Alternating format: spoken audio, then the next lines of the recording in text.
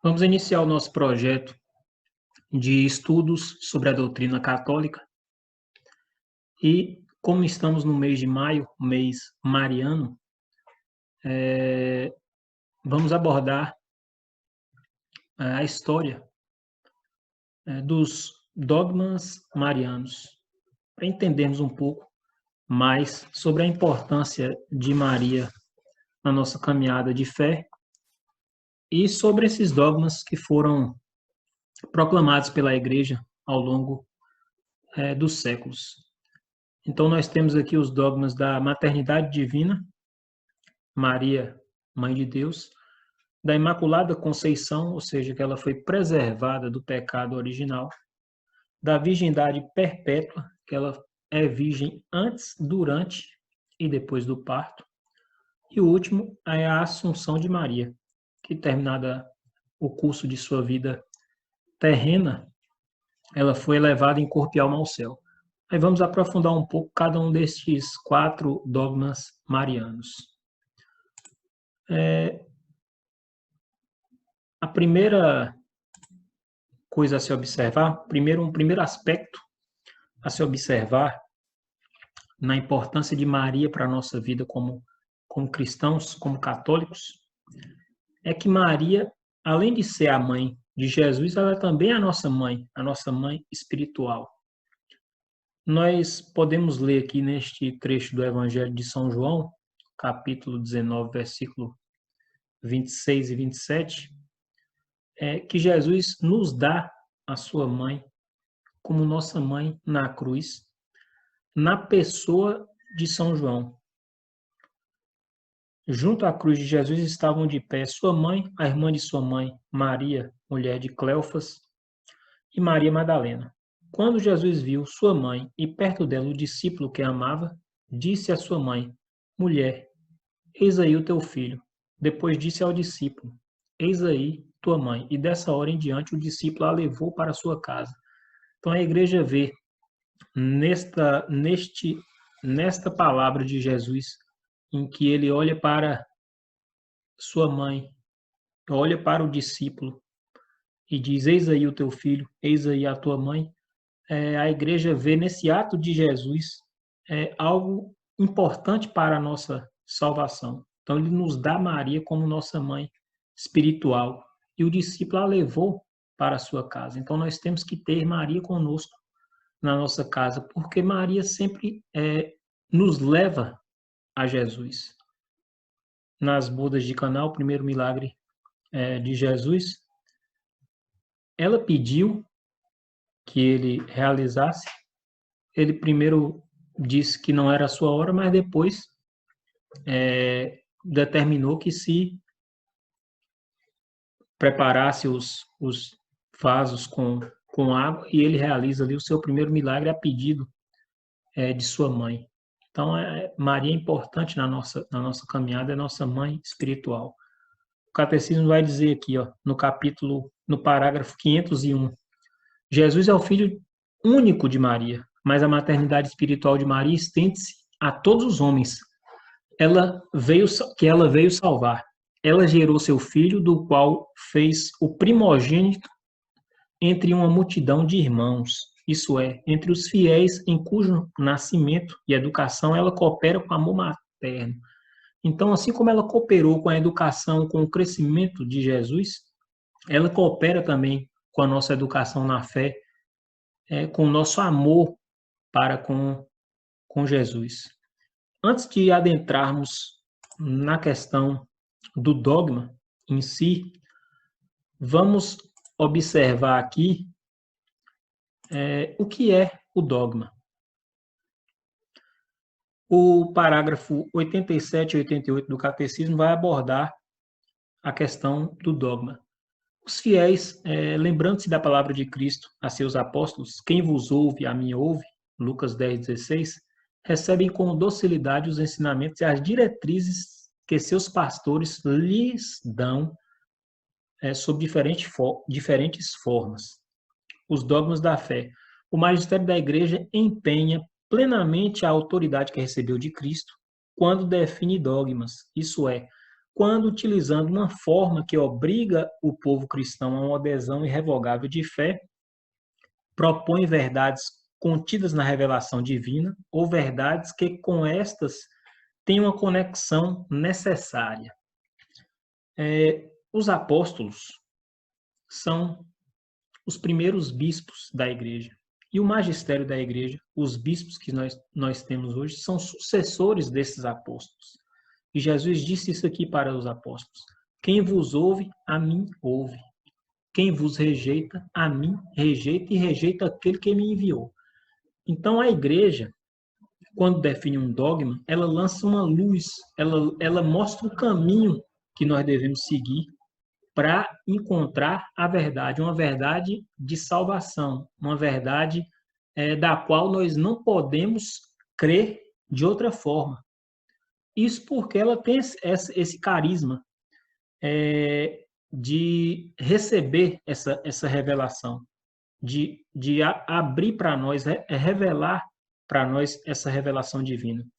Então, aqui, quando utilizando uma forma que obriga o povo cristão a uma adesão irrevogável de fé, propõe verdades contidas na revelação divina ou verdades que com estas têm uma conexão necessária. O cardeal Ratzinger faz uma comparação, falando do dogma, que no nosso mundo moderno relaciona o dogma como correntes, né, como algo que nos aprisiona.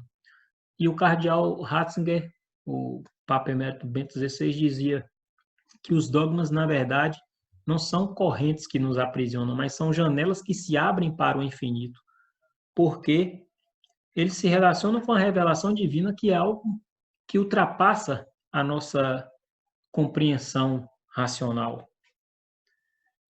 Agora a gente pode falar aqui do primeiro dogma.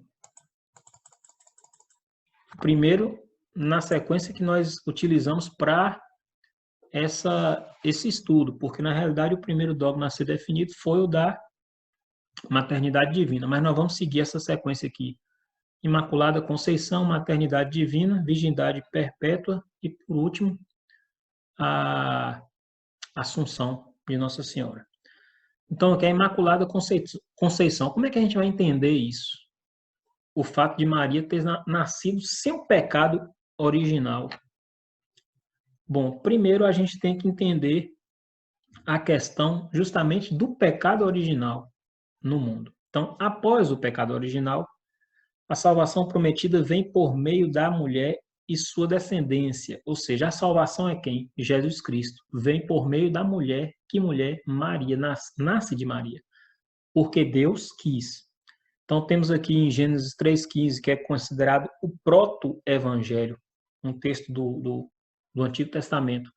Porém, ódio entre ti e a mulher, entre a tua descendência e a descendência dela. Esta te ferirá a cabeça e tu lhe ferirás o calcanhar. Aqui está falando justamente, prefigurando essa mulher, Maria, que vai dar à luz a este filho, Jesus Cristo, o nosso Salvador, que é essa descendência aqui. Ó. E a serpente, entre ti, esse ti aqui é a serpente, esse diálogo estava falando com a serpente que tinha tentado Adão e Eva. É justamente essa luta entre o mal e a descendência da mulher, que é Jesus e os cristãos. O interessante dessa passagem aqui, também um ponto interessante para a gente observar, é essa palavra mulher. Porque, às vezes, Maria é chamada de mulher em alguns trechos dos evangelhos e também, também o termo mulher utilizado por São Paulo. Então, a gente observa que esse hebraísmo, né? Aqui em Gênesis 3,15 tem porém ódio entre ti e a mulher. Em João 2,4, nas bodas de Caná, quando Maria informa a Jesus que o vinho dos noivos tinha acabado, Jesus pergunta para ela assim, mulher, isso compete a nós? Pode até soar para a gente como se fosse um desprezo, mas na verdade não é isso, é um hebraísmo, é uma forma semita, a forma hebraica de de falar. E esse mulher serve para a gente se lembrar também dessa mulher aqui, ó, do Gênesis. Lá também, no momento em que Jesus na cruz nos entrega sua mãe na pessoa de João, ele diz: mulher, eis aí o teu filho. Ou seja, mais uma vez, ele utiliza esse termo mulher para nos lembrar que essa mulher é aquela mulher lá do Gênesis e aquela mulher do Apocalipse 12, com a coroa de 12 estrelas. Aí a gente observa, por Eva, a humanidade é contaminada pelo pecado, ou seja, Adão e Eva criados perfeitos, sem o pecado original, a partir do momento da queda deles, do pecado deles. Eles transmitem esse pecado a toda a humanidade, e para nos salvar desse pecado, é preciso que Deus se torne, assuma a nossa natureza humana, e isso ele faz por meio de Jesus Cristo, para nos salvar, e utiliza para isso uma mulher escolhida. E essa mulher foi Maria. Então, aqui a gente observa, por Eva, a humanidade é contaminada pelo pecado. Tem aqui a citação de São Paulo, 1 Timóteo 2,14. A mulher que, enganada, se tornou culpada de transgressão. E por Maria nos vem um Redentor, o Jesus Cristo. Aí tem também uma citação de São Paulo aqui, na carta aos Gálatas 4,4. Mas quando veio a plenitude dos tempos, Deus enviou seu filho, que nasceu de uma mulher e nasceu submetido a uma lei. Aí o catecismo aqui no parágrafo 494 vai esclarecer um pouco mais sobre isso. Vamos dar uma olhadinha aqui. Tem uma citação aqui de Santo Irineu, século III, vai dizer sobre Maria, né? Obedecendo, se fez causa de salvação, tanto para si quanto para o gênero humano. Do mesmo modo, poucos antigos padres diziam com ele, não poucos antigos padres diziam com ele, o nó da desobediência de Eva foi desfeito pela obediência de Maria. O que a Virgem Eva ligou pela incredulidade, a Virgem Maria desligou pela fé. Comparando Maria com Eva, chamam Maria de mãe dos viventes e com frequência afirmam: veio a morte por Eva e a vida por Maria. Então, a citação aqui de Santo Irineu de Leão, do início do cristianismo. Então, esse foi o desenrolar para se chegar ao dogma da Imaculada Conceição. Por quê? Se Jesus deveria se encarnar, deveria nascer de uma mulher, essa mulher deveria ser imaculada para que o Filho de Deus nascesse dela. Então, por ter sido escolhida por Deus e aceito ser a mãe do Salvador, Maria Santíssima foi preservada do pecado pelos méritos de Cristo. Então, foi aplicada a Maria antecipadamente, e Deus tudo pode, a Deus tudo é possível, os méritos de Cristo. Então, ela foi preservada no primeiro instante da sua concepção, da sua conceição, ela já foi preservada, imune do pecado original.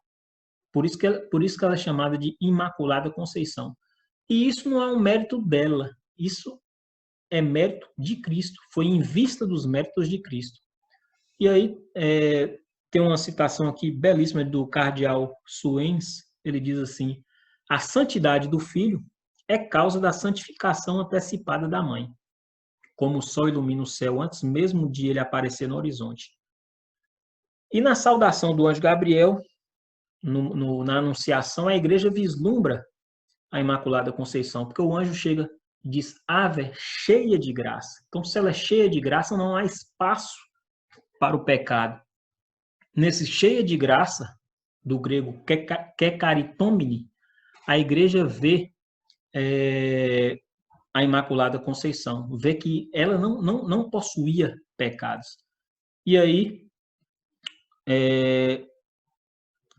ao longo dos tempos, a igreja já acreditava na Imaculada Conceição, mas somente em 1854, o Papa Pio IX proclamou solenemente o dogma. Ele diz aqui a citação do Catecismo, onde cita a bula de proclamação. O parágrafo 490 e 491 do Catecismo. Para ser mãe do Salvador, Maria foi enriquecida por Deus com dons dignos para tamanha função. No momento da anunciação, o anjo Gabriel a saúda como cheia de graça. Efetivamente, para poder dar o assentimento livre de sua fé ao anúncio de sua vocação, era preciso que ela estivesse totalmente sob a moção da graça de Deus. Ou seja, Maria foi preparada por Deus para ser a mãe do seu filho. Então, o Catecismo diz aqui, foi enriquecida por Deus com dons dignos para tamanha função. E ela estando cheia de graças, ela pôde dar a resposta àquilo que o anjo dizia, né? Ela pôde dar o seu sim. Faça-se a vossa vontade. Aí aqui no 491 vai dizer, ao longo dos séculos a igreja tomou consciência de que Maria, cumulada de graça por Deus, foi redimida desde a concepção. Então isso foi algo que a igreja foi amadurecendo ao longo dos séculos. Você vê que desde o início, século II, século III, os cristãos começaram a refletir sobre isso e foi amadurecendo, tomando consciência. Deus foi redimido, cumulada de graças por Deus. Foi redimido desde a concepção. É isso que confessa o dogma da Imaculada Conceição, proclamado em 1854 pelo Papa Pio IX. E aí aqui a citação da proclamação.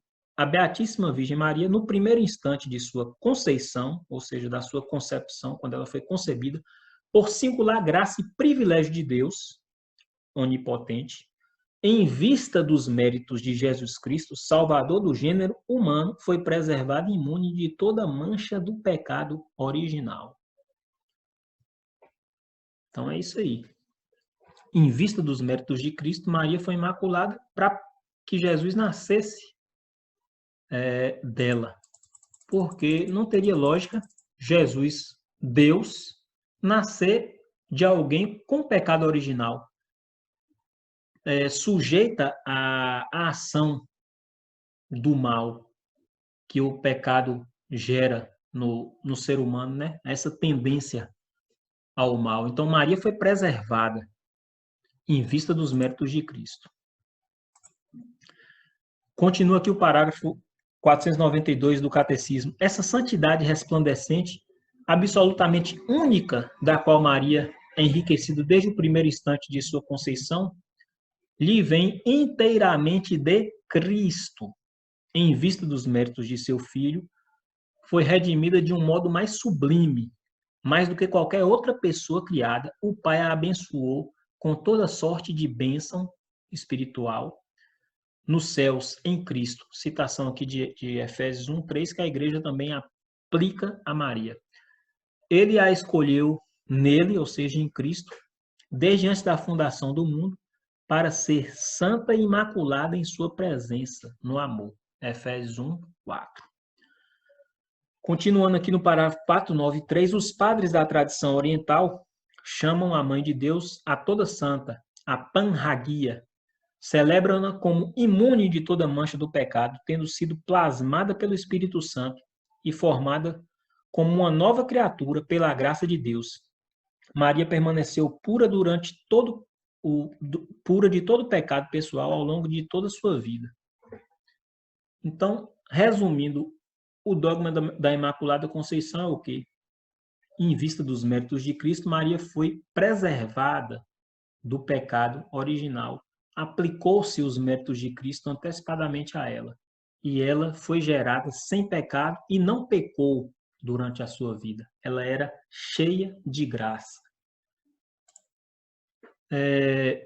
O dogma foi proclamado no dia 8 de dezembro de 1854 pelo Papa Pio IX, com a bula Inefabilis Deus, Deus inefável.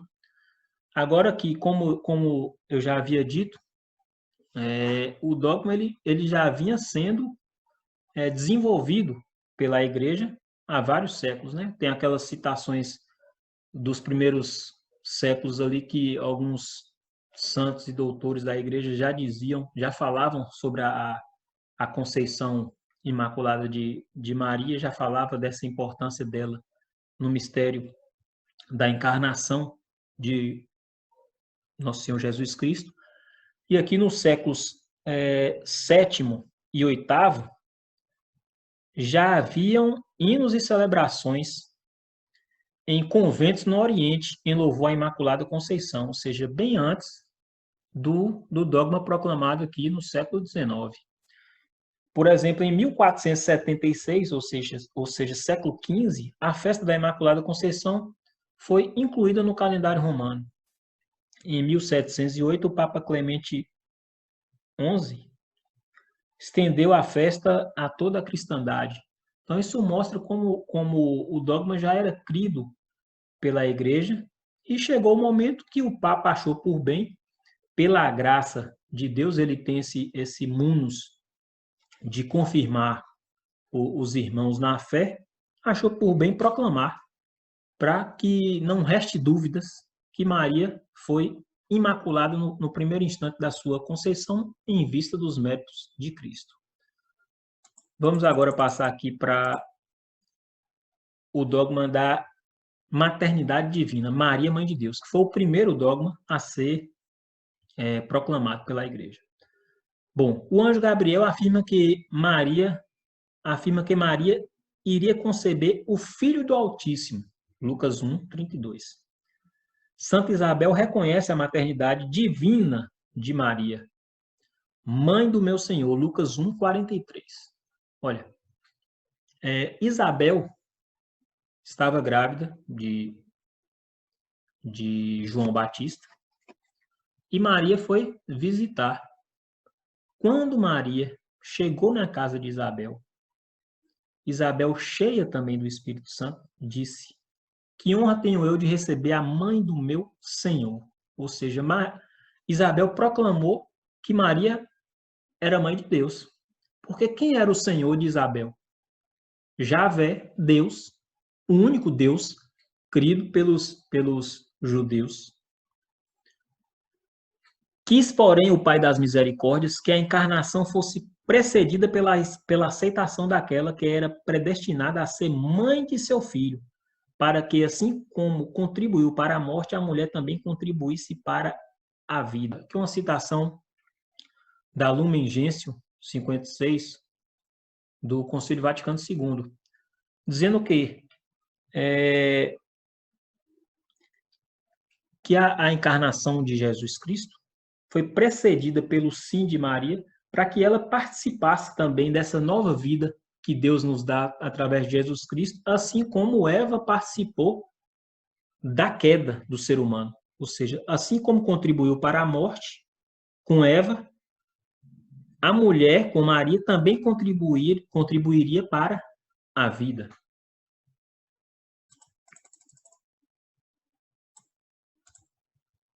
A solenidade da Santíssima Mãe de Deus é a primeira festa mariana que surge na Igreja do Ocidente. O Concílio de Éfeso, em 431, foi onde foi definido o dogma da maternidade divina, se chamou Maria de Theotokos, Mãe de Deus. Esse dogma também foi confirmado no Concílio de Calcedônia, em 451, e no segundo Concílio de Constantinopla, em 553. Aqui a citação do Catecismo, parágrafo 466, diz assim: Maria se tornou de verdade Mãe de Deus, pela concepção humana do Filho de Deus em seu seio. Mãe de Deus não porque o Verbo de Deus tirou dela sua natureza divina, mas porque é dela que ele tem o corpo sagrado, dotado de uma alma racional, unido ao qual, na sua pessoa, se diz que o Verbo nasceu segundo a carne. O que quer dizer isso? Jesus, ele possui duas naturezas, a natureza humana e a natureza divina. Mas ele é uma pessoa divina. Então, por isso Maria é mãe de Deus. Não porque Deus tirou dela sua natureza divina, mas porque é dela que ele tem um corpo sagrado, dotado de uma alma racional, unido ao qual, na sua pessoa, se diz que o Verbo nasceu segundo a carne. Então, não se pode separar a pessoa divina de Jesus da sua natureza humana e divina. Por isso se diz que Maria é mãe de Deus. O Concílio de Éfeso, em 431, contra a heresia de Nestório, o patriarca de Constantinopla, afirmava duas pessoas em Jesus, uma pessoa humana e uma pessoa divina. E Maria seria a mãe da pessoa humana. Negativo. Maria é mãe da pessoa, da única pessoa de Cristo, que é a pessoa divina. Embora Cristo tenha duas naturezas, a natureza humana e a natureza divina, sendo que a natureza humana se subordina à natureza divina. E aí o catecismo explica aqui no parágrafo 509, Maria é verdadeira mãe de Deus, visto ser a mãe do Filho eterno de Deus feito homem, que é ele mesmo Deus. Theotokos, mãe de Deus, termo usado por Orígenes de Alexandria já no século III. Santo Agostinho, já no século IV, já dizia: a carne de Jesus é a carne de Maria. São Pedro Damião, no início, na Idade Média, ele viveu entre 1007 e 1072. Ele dizia: ó Virgem admiravelmente fecunda, que num novo e inédito milagre recolhe no seu seio aquele que é sem medida, gera o eterno e dá à luz o que foi gerado antes dos séculos. Que beleza! A liturgia das horas vai dizer: ó tu que gerastes, diante da admiração da natureza, o santo que te gerou. E São Paulo, em Gálatas 4:4, vai dizer, né? Na plenitude dos tempos, Deus enviou seu Filho ao mundo, nascido de uma mulher. E essa mulher é Maria, aquela mulher prefigurada no Gênesis, que esmaga com seu filho a cabeça da serpente, é aquela mulher que São João fala no Apocalipse 12, revestida de sol, com a coroa de estrelas. E aí temos algumas citações interessantes aqui para aprofundar essa questão da maternidade divina. A Lumen Gentium 56, como eu já havia citado, continua dizendo: Maria, filha de Adão, consentindo na palavra divina, se fez mãe de Jesus e, abraçando a vontade salvífica de Deus, com todo o coração, não retida por nenhum pecado, consagrou-se totalmente como serva do Senhor, a pessoa e obra do seu Filho, servindo sob ele e com ele, por graça de Deus onipotente, ao mistério da redenção. Ou seja, mostra a participação de Maria no mistério da redenção.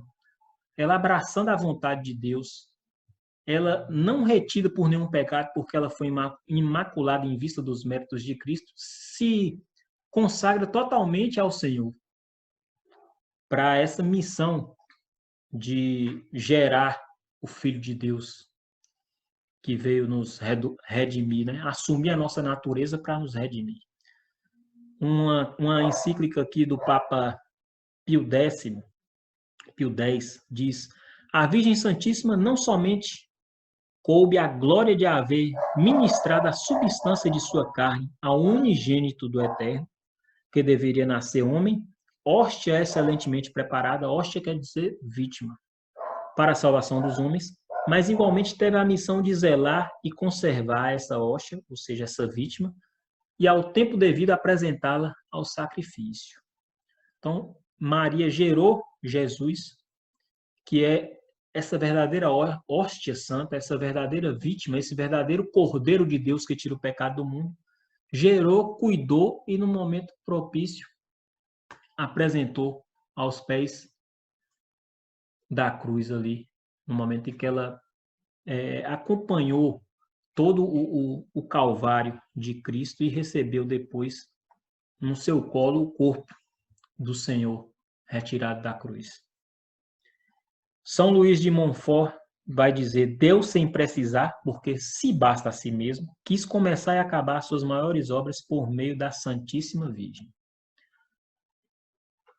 Deus não precisava, mas ele quis precisar. Ele quis que fosse assim. Ele poderia ter mandado Jesus de qualquer outra forma, mas ele quis que fosse através de uma mulher escolhida, e essa mulher foi Maria. Por isso nós a veneramos e a honramos como mãe do nosso Senhor e nossa mãe. Santo Agostinho também diz aqui: porque o mundo era indigno de receber o Filho de Deus diretamente das mãos do Pai, ele o deu a Maria, a fim de que o mundo o recebesse por meio dela. Continua Santo Agostinho: enquanto Cristo é gerado pelo Pai, Deus de Deus, não é sacerdote. Ele o é em razão da carne que assumiu, em razão da vítima que oferece e recebe de nós. Essa afirmação aí de Santo Agostinho vai ser bem explicada aqui por professor Felipe Aquino, quando ele diz aqui no seu livro A Mulher do Apocalipse, um livro que ele fala sobre Maria. Ele trata também desses dogmas. Ele vai explicar essa citação de uma forma bem interessante. Deixa eu localizar a página aqui. Página 37. Ele diz assim, ó, sobre essa citação aí de Santo Agostinho. Portanto, a natureza humana assumida por ele em Maria é que possibilitou ser pontífice da humanidade, como explica a carta aos Hebreus. Hebreus 5, 4 a 11. Jesus assumiu a missão de sacerdote no momento mesmo da encarnação. Daí podemos ver quão importante foi o papel de Maria, sua mãe. O Verbo de Deus deveria fazer-se homem, pois enquanto Deus não poderia humilhar-se e sacrificar-se, enquanto Deus não poderia humilhar-se e sacrificar-se, então ele precisaria se fazer homem. E para se fazer homem, ele utilizou-se de uma mulher, e essa mulher foi Maria Santíssima. Outra parte aqui da encíclica do Papa Pio X, querendo a divina providência que o homem-Deus nos viesse por Maria, em cujo seio, por obra do divino Espírito Santo, ele quis repousar, resta-nos só a aventura de receber Jesus das mãos de Maria.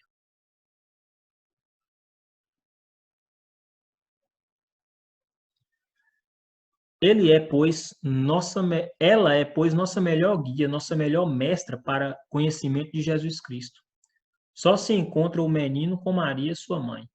Ou seja, Maria é a grande professora de Jesus Cristo para nós. Ela nos ensina tudo sobre Jesus, nos apresenta Jesus. Tem até essa citação famosa aqui na igreja, né? A Jesus por Maria. Então, por Maria, nós só podemos chegar a Jesus. No primeiro milagre, nas bodas de Caná, ela diz: fazei tudo o que ele vos disser. Então, como diz aquela música do padre... Eu esqueci o nome do padre, acho que é... No mar de Maria eu mergulhei e encontrei Jesus. Em Maria, a gente encontra Jesus. E por isso ela disse: minha alma glorifica ao Senhor, meu espírito exulta de alegria em Deus, meu Salvador, porque olhou para suas pobres servas, por isso desde agora me proclamarão bem-aventurado todas as gerações, porque realizou em mim maravilhas, aquele que é poderoso e cujo nome é santo. E graças a Deus, nós católicos fazemos parte dessas gerações que proclamam Maria a bem-aventurada. Vamos agora falar aqui da virgindade perpétua, o outro dogma.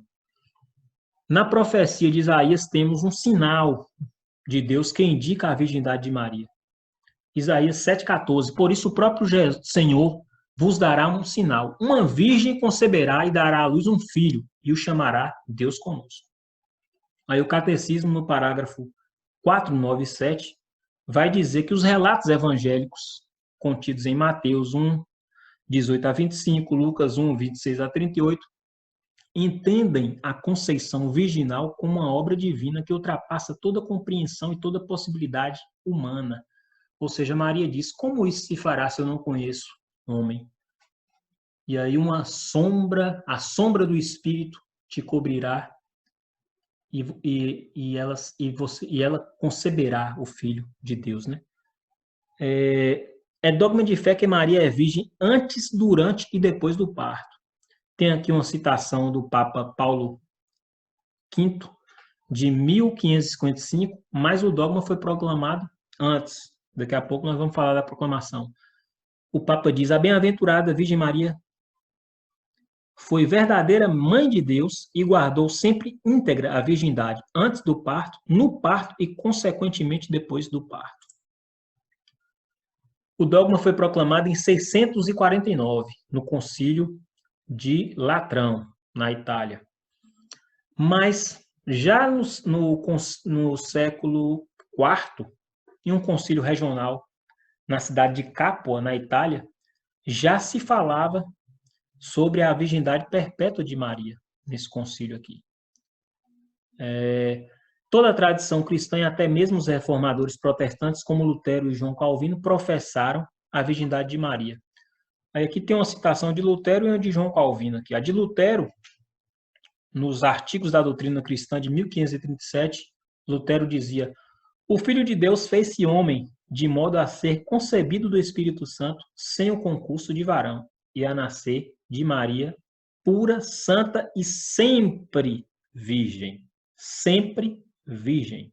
Lutero. João Calvino, Catecismo da Igreja de Genebra, 1542. O Filho de Deus foi formado no seio da Virgem Maria. Isso aconteceu por ação milagrosa do Espírito Santo, sem consórcio de varão. Eu vou ler aqui a definição do dogma, que tenho aqui no livro do professor Felipe Aquino, Os Dogmas da Fé, a Doutrina Católica. Concílio de Latrão, ano de 649. Diz assim, ó, a definição do concílio.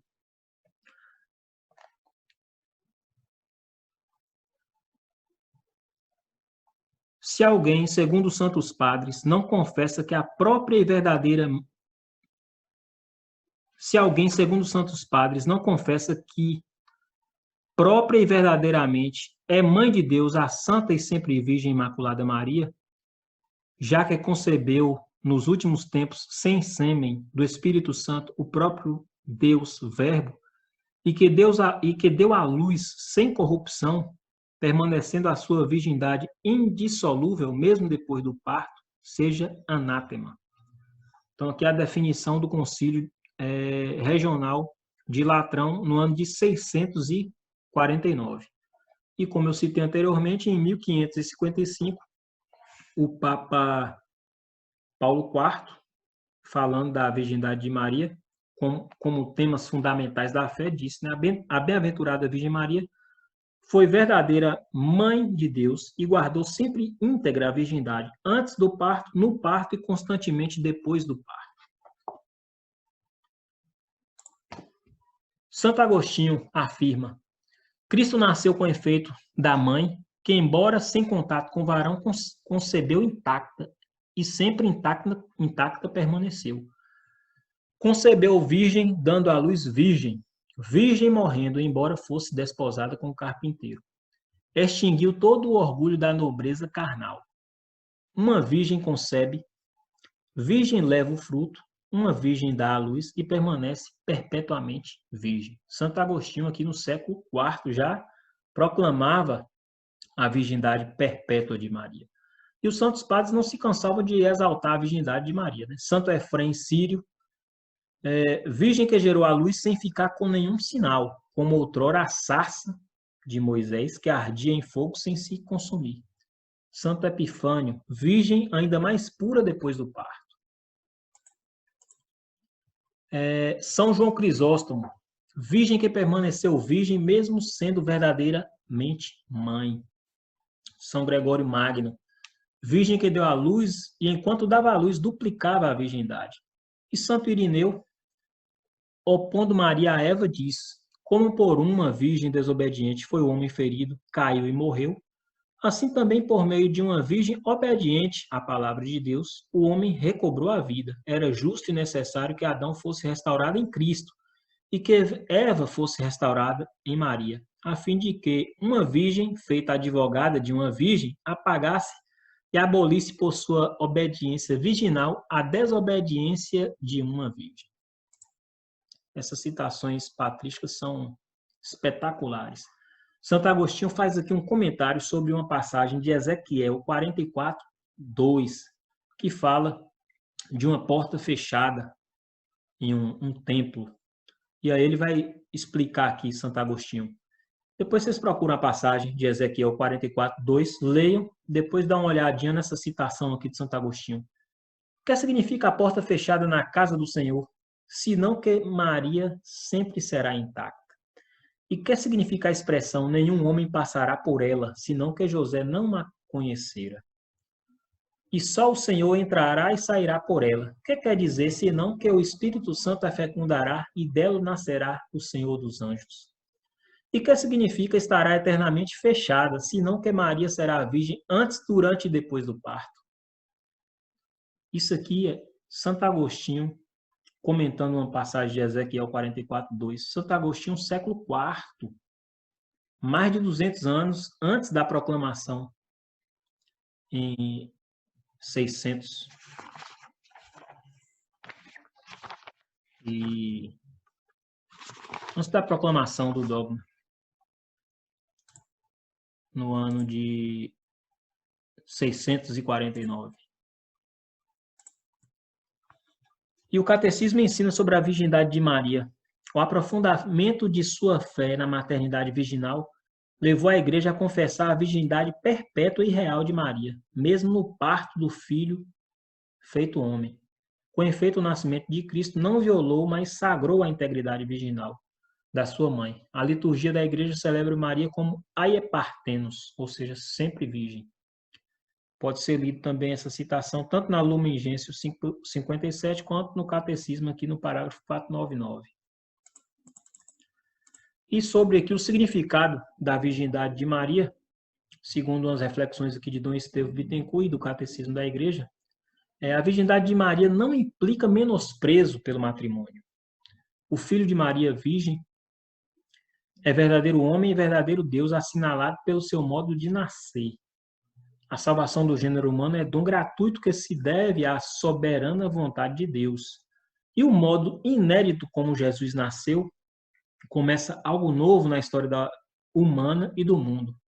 Então, na virgindade de Maria, torna claro o fato de que Deus pode assumir totalmente alguém para o seu serviço, pedindo-lhe renúncia de bens lícitos, que era lícito ela ter se casado e coabitado com José, sem tirar a fecundidade, ao contrário, dando-lhe a mais rica fecundidade. É sinal de total entrega de Maria a Deus.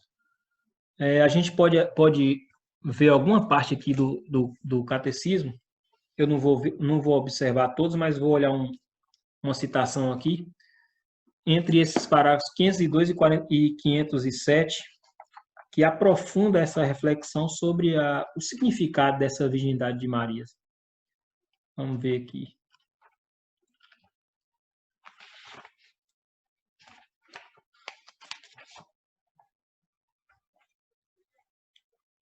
Aqui, ó, 503. A virgindade de Maria manifesta a iniciativa absoluta de Deus na encarnação. Jesus tem um só Pai, Deus. A natureza humana que ele assumiu nunca o afastou do Pai.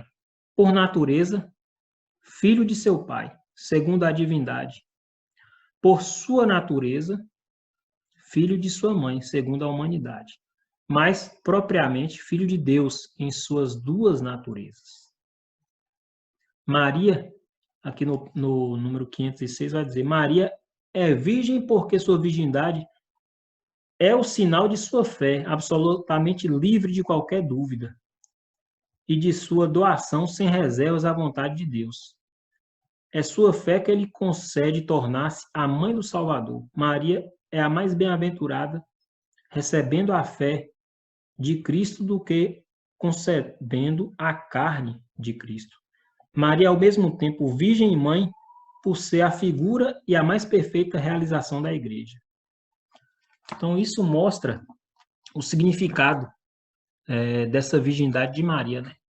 O doar-se totalmente ao plano divino, à vontade divina.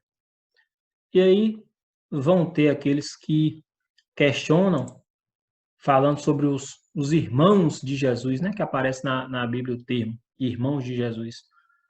A igreja sempre entendeu que essas passagens não designam outros filhos da Virgem. Com efeito, Tiago e José, irmãos de Jesus, em Mateus 13:55, são filhos de uma Maria, discípula de Cristo, que significativamente é designada como a outra Maria, em Mateus 28:1. Trata-se de parentes próximos de Jesus, conforme uma expressão conhecida do Antigo Testamento. A Virgem Maria não teve outros filhos. Em nenhum lugar dos evangelhos se pode encontrar alguém chamado de filho de Maria, a não ser Jesus. Aos pés da cruz de Jesus estava apenas João e sua mãe. Por isso, ele a confiou à sua mãe. Jesus é o filho único de Maria, mas a maternidade espiritual de Maria, ensina a igreja, estende-se a todos os homens que ele veio salvar. Ela gerou seu filho, do qual Deus fez o primogênito de uma multidão de irmãos. Ou seja, no hebraico, a palavra, não tinha uma palavra para designar parente próximo. Então, utilizava irmão. Não tinha uma palavra para dizer primo, utilizava a palavra irmão. Mas em nenhuma passagem das Escrituras você vai ver dizendo que outra pessoa era filho de Maria, a não ser Jesus. E o fato de de João, estar sozinho com Maria ao pé da cruz, também é uma prova de que Jesus não tinha outros irmãos, porque se tivesse, deveriam estar também ao pé da cruz, ao lado da mãe, amparando a mãe, que provavelmente também já era viúva na época, que São José também não aparece nesse momento. E tem um gráficozinho aqui interessante para mostrar aqui quem são essas pessoas, esses apóstolos que aparecem como irmãos de Jesus. Nós temos aqui, Jesus, Maria, ou José e Maria, nasceu Jesus. Tem Cleofas, também chamado de Alfeu, e tem Maria, esposa de Cleofas, ou Alfeu, que você vai encontrar em João 19:25. Desse casal aqui, Cleofas ou Alfeu, casado com essa outra Maria aqui, nasceu Tiago Menor, filho de Maria e Cleofas, João 19:25. Judas Tadeu se declara irmão de Tiago. José, irmão de Tiago, filho de Maria e Cleofas, Mateus 27:56. E Simão, irmão de Tiago, Simão, irmão de Tiago, José e Judas, Mateus 13:55. Na língua hebraica, a palavra irmão era designada para indicar qualquer grau de parentesco ou seguidor de Jesus. Jesus Cristo, ao ressuscitar, pediu que Maria Madalena anunciasse isso a seus irmãos. Ela foi e anunciou aos discípulos. Ninguém na Bíblia, à exceção de Jesus, é chamado de filho de Maria. Portanto, aqui está mostrando quem é o grau de parentesco de cada um desses que aparece como irmãos de Jesus. Na verdade, parentes próximos, mas não irmãos de sangue, filhos de José e Maria. E o último dogma, a Assunção da Virgem Maria. O dogma da Assunção proclama que ela foi elevada em corpo e alma ao céu após terminado o curso de sua vida terrena, chamado também pelos padres orientais de dormição de Maria. É como se ela tivesse adormecido e elevada em corpo e alma ao céu. O dogma foi proclamado em 1º de novembro de 1950 pelo Papa Pio XII, na Constituição Apostólica Munificentíssimos Deus, e a festa da Assunção é celebrada no dia 15 de agosto. A proclamação ratificou que a Igreja já acreditava, conforme atesta a Sagrada Tradição. Como todos os dogmas, né, marianos, a Igreja já acreditava. Chegou determinado momento, só fez proclamar. Então, desde o século VI, há escritos de santos e doutores da Igreja exaltando a Assunção de Maria. No século VI já se celebrava no Oriente a festa do trânsito de Maria, ou dormição de Maria. E aqui temos algumas citações, por exemplo, Modesto de Jerusalém, século VI. A Mãe de Deus foi glorificada e revestida do corpo na eterna incorruptibilidade, por aquele mesmo que a ressuscitou do sepulcro e a chamou a si, de uma forma que só ele sabe. Falando aí da Assunção, né? Só Deus sabe. Tem coisa também que foge à nossa compreensão. Santo André de Creta apresenta motivos de conveniência para a Assunção. Primeiro, como Maria não teve sujeita ao poder do pecado para poder ser a mãe de Deus, também não podia ficar sob o império da morte, pois, como diz São Paulo, o salário do pecado é a morte. Assim, Maria não experimentou a corrupção da carne, mas foi glorificada em sua alma e seu corpo. Segundo motivo de conveniência apresentado, a carne de Jesus e a de Maria são a mesma carne, portanto, a carne de Maria deveria ter a mesma glória que teve a do seu filho. São João Damasceno, no ano de 749, era necessário que aquela que, no parto, havia conservado ilesa sua virgindade, conservasse também sem corrupção alguma seu corpo, depois da morte. Ou seja, todos os dogmas, eles têm uma ligação e, no fundo, todos convergem para Jesus. Por exemplo, o dogma da Assunção, ele se liga com a Imaculada Conceição. Já que ela foi imaculada, logicamente, ela não poderia sofrer a corrupção daqueles que não são imaculados, daqueles que sofrem os efeitos do pecado original. Então, por isso, pelo fato dela ter sido imaculada, ela, após o termo da sua vida terrestre, também deve ter sido assunta. Por isso a Igreja proclamou. Outra citação aqui, ó, um sacramentário enviado pelo Papa Adriano I ao imperador Carlos Magno dizia: digna de honra é para nós, Senhor, a festividade deste dia, em que a Beatíssima Virgem Maria, a Santa Mãe de Deus, sofreu a morte temporal, mas não pôde ser retida pelos inexoráveis laços, porque ela deu à luz seu Filho, nosso Senhor, que tomou a sua carne. Aquele mesmo pensamento da carne de Jesus ser a carne de Maria, então, teria que ser glorificada assim como foi o seu Filho. Gregório de Tours, falecido em 596, o primeiro a proclamar a assunção corpórea de Maria ao céu. Um século mais tarde, Santo Ildefonso de Toledo afirmou: não devemos esquecer que muitos consideram que ela, Maria, foi neste dia levada corporalmente ao céu por nosso Senhor Jesus Cristo. Santo Irineu também, lá no século II, já dizia: como a nova Eva, Maria participou da sorte do novo Adão, Jesus Cristo. Ressuscitou da morte e seu corpo não experimentou a corrupção. O dogma foi proclamado na Praça de São Pedro, no pórtico de São Pedro, o Papa estava circundado por 36 cardeais, 555 patriarcas, arcebispos e bispos e sacerdotes, e perante cerca de 1 milhão de fiéis. Foi proclamada através de uma Constituição Apostólica chamada Munificentíssimos Deus, e o parágrafo 966 do Catecismo cita a parte aqui da proclamação. Diz assim, ó: finalmente a Virgem Imaculada, preservada e imune de toda mancha da culpa original, terminado o curso de sua vida terrena, foi elevada ao céu em corpo e alma e exaltada pelo Senhor como rainha, para assim se conformar mais plenamente com seu Filho. Senhor dos senhores e vencedor do pecado e da morte. A assunção da Santíssima Virgem é uma singular participação na ressurreição de seu filho e uma antecipação da ressurreição dos outros cristãos.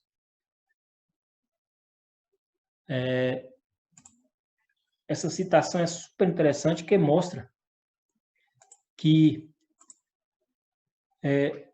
Maria é a primeira pessoa a estar em corpo e alma no céu. Os outros santos só estão em alma. Só terão seu corpo glorioso depois da vinda de Cristo, no juízo final, né, na parousia. E Maria não. Maria já, pelo fato dela ter sido imaculada em vista dos méritos de Cristo, ela foi já assunta em corpo glorioso ao céu. Então, ela já mostra para nós o destino daqueles que vão para o céu. A participação nessa ressurreição final, do juízo final.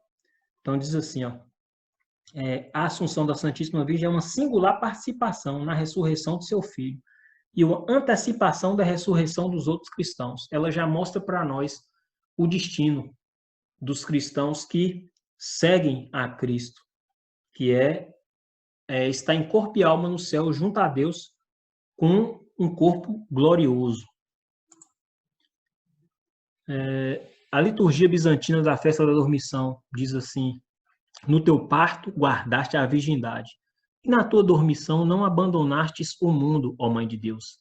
Alcançastes a fonte da vida, tu que concebestes o Deus vivo e que pelas tuas orações hás de livrar as nossas almas da morte.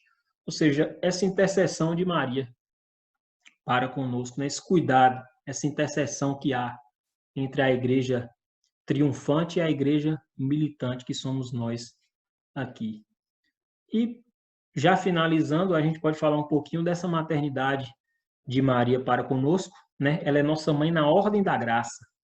Aqui o catecismo, no parágrafo 967, vai dizer: pela sua plena adesão à vontade do Pai, à obra redentora do Filho, e a todas as moções do Espírito Santo, a Virgem Maria é para a Igreja um modelo da fé e da caridade. Por isso ela é membro eminente, inteiramente singular da Igreja e constitui mesmo a realização exemplar, o tipos da Igreja. Então, a Maria é o modelo da Igreja, é o modelo de fé, o modelo de caridade, o modelo de cristã, o modelo de seguidora de Cristo, a primeira discípula do Senhor, e a primeira redimida pelo Senhor. E nossa mãe na ordem da graça. O parágrafo 968 vai dizer: o seu papel em relação à igreja e a toda a humanidade vai ainda mais longe. Ela cooperou de modo inteiramente singular com sua fé e sua esperança e sua ardente caridade na obra do Salvador, para restaurar nas almas a vida sobrenatural. É por essa razão nossa mãe na ordem da graça. Então, ela é nossa mãe na ordem da graça justamente porque ela cooperou na obra da salvação. Foi através dela que Deus quis se tornar carne, assumir a nossa humanidade para nos redimir. Os padres, a patrística dizia: aquilo que não foi assumido não foi redimido. Então, Cristo habita entre nós através de Maria. O Verbo se fez carne. Et verbum carum factum est. O Verbo se fez carne e habitou entre nós através de Maria. Então, essa cooperação, desse modo singular, desse modo onde ela demonstra sua fé, a sua esperança, a sua caridade, faz com que ela seja para nós uma mãe na ordem da graça. Essa maternidade de Maria, na economia da graça, perdura sem interrupção, desde o consentimento, ou seja, desde o sim, que fielmente deu na anunciação e que manteve inabalável junto da cruz até a consumação perpétua de todos os eleitos. De fato, depois de elevada ao céu, não abandonou essa missão salvadora, mas com a sua multiforme intercessão, continua a alcançar-nos os dons da salvação eterna. Por isso, a Virgem é invocada na Igreja com os títulos de advogada, auxiliadora, socorro e medianeira. Maria é a que mais intercede por nós e pela humanidade, porque ela já foi redimida, ela já está em corpo e alma no céu, e ela é a mãe de Jesus. Então, a intercessão dela supera todas as outras intercessões, né? Por isso que ela é sempre invocada na igreja com esses títulos: advogada, auxiliadora, socorro, medianeira. E você pode observar também que Maria está presente nos principais momentos da vida de Jesus e da vida da igreja. Então, Maria está presente na Anunciação, quando o anjo anuncia. Maria está presente no Natal, quando Jesus nasce. Maria está presente no Calvário, quando Jesus morre. E Maria está presente em Pentecostes, depois que Jesus sobe aos céus e envia esse Espírito Santo. Então, os Atos vai deixar bem claro que estavam no cenáculo os apóstolos e Maria estava com eles. Então, Maria, desde o início da igreja, tem esse papel de intercessora e medianeira importantíssimo. Por isso que nós a louvamos, a bendizemos de uma forma especial. Nós não a adoramos. A adoração é só a Deus. Mas nós a veneramos de uma forma especial. Porque ela é nossa mãe na ordem da graça. Ela cooperou no mistério da nossa salvação. E ela é a pessoa que mais nos leva a Jesus, mais nos aproxima a Jesus. E para finalizar, tem aqui o parágrafo 970 do Catecismo, vai dizer: a função maternal de Maria para com os homens, de modo algum, ofusca ou diminui a mediação única de Cristo, justamente o que eu estava falando, mas antes manifesta a sua eficácia. Com efeito, todo o influxo salutar da Virgem Santíssima deriva da abundância dos méritos de Cristo. Funda-se na sua mediação e dela depende inteiramente, aurindo aí toda a sua eficácia. Efetivamente, nenhuma criatura pode ser equiparada ao Verbo encarnado e redentor. Mas, assim como o sacerdócio de Cristo é participado de diversos modos pelos ministros e pelo povo fiel, e assim como a bondade de Deus, sendo uma só, se difunde variamente pelos seres criados, assim também a mediação única do Redentor não exclui, antes suscita nas criaturas uma cooperação variada que participa dessa fonte única. Ou seja, a intercessão de Maria, ela ocorre unida a Cristo. Sua eficácia vem justamente de Cristo, dos méritos de Cristo. Ela não ofusca ou diminui a única mediação de Cristo, mas ela leva os nossos pedidos a Cristo, intercede a nós em Cristo. Aqui, ó. De modo algum, ofusca ou diminui a única mediação de Cristo, mas antes manifesta sua eficácia. Todo o influxo salutar da Virgem Santíssima deriva da abundância dos méritos de Cristo. Funda-se na sua mediação e dela depende inteiramente, aurindo daí a sua eficácia. Então, a eficácia dessa mediação, dessa intercessão de Maria na nossa vida, nos levando a Jesus, vem justamente do próprio Cristo, da única mediação de Cristo. E para encerrar aqui nosso estudo, espero que tenha sido proveitoso para todos vocês. Vamos fazer essa oração aqui, que é uma oração, uma das mais antigas orações marianas, uma oração do século III. Os cristãos diziam assim, e ainda dizem hoje, né? A vossa proteção recorremos, Santa Mãe de Deus. Não desprezeis as nossas súplicas em nossas necessidades, mas livrai-nos sempre de todos os perigos, ó Virgem gloriosa e bendita. Amém. Então, espero que esse nosso estudo aí sobre os dogmas marianos tenha sido salutar para você, tenha servido para um aprofundamento. Eu indico que vocês possam procurar aqui no Catecismo da Igreja Católica aprofundar nesses temas relativos à nossa fé, né? Tudo da nossa fé está aqui no Catecismo. Especificamente sobre Maria, eu posso indicar aqui esse livro aqui do professor Felipe Aquino, A Mulher do Apocalipse. É um livro muito bom também. Fala também sobre os dogmas. Esse aqui, Os Dogmas da Fé, a Doutrina Católica, aborda todos os dogmas da fé católica, inclusive os dogmas marianos. Tem um livro interessante aqui também, do senhor Antonino Oliveira Viana, Maria, quem é essa mulher? Onde ele aborda vários aspectos da vida e da história de Maria. Então, fiquem com Deus e espero que esse seja o primeiro de muitos vídeos que vamos fazer sobre nossa fé católica. Então, que Deus abençoe a todos e nos proteja. Em nome do Pai, do Filho, do Espírito Santo. Amém.